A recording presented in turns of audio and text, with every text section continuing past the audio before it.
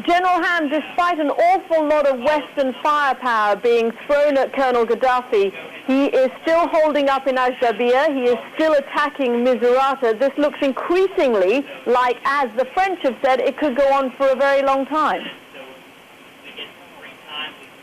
Well, I don't think it'll go on for a very long time. I think we have an opportunity to execute the requirements of the UN Security Council resolution, the most important part of which is to protect civilians.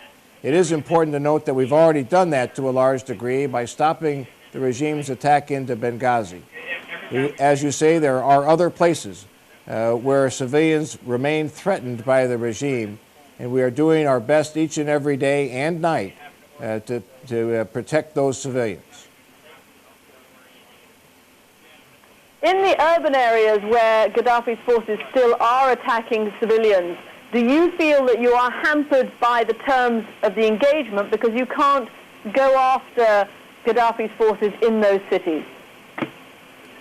I'm not hampered by the rules that we have because what constrains us mostly is our focus on precision and our very keen interest to prevent civilian casualties.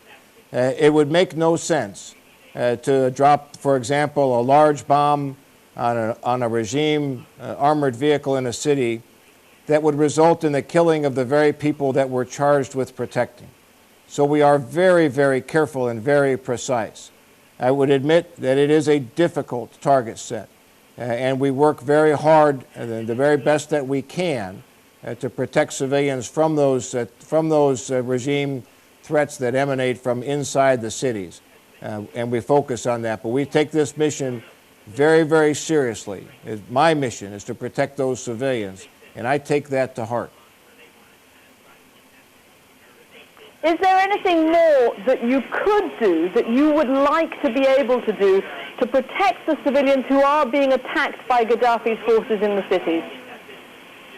Well, of course, the best thing to do to protect the civilians would be if the regime's military forces would comply with the will of the international community, withdraw from those cities, and no longer threaten their people, no longer serve this government which has been determined or been assessed as illegitimate. That would be the best. That would be the best outcome of this. In terms of military, but it's fairly clear he's not going to do that. Yeah. Well, we're doing the best we can to try to convince them that they should move away from these areas where they are threatening civilians and stop their attacks on their own citizens.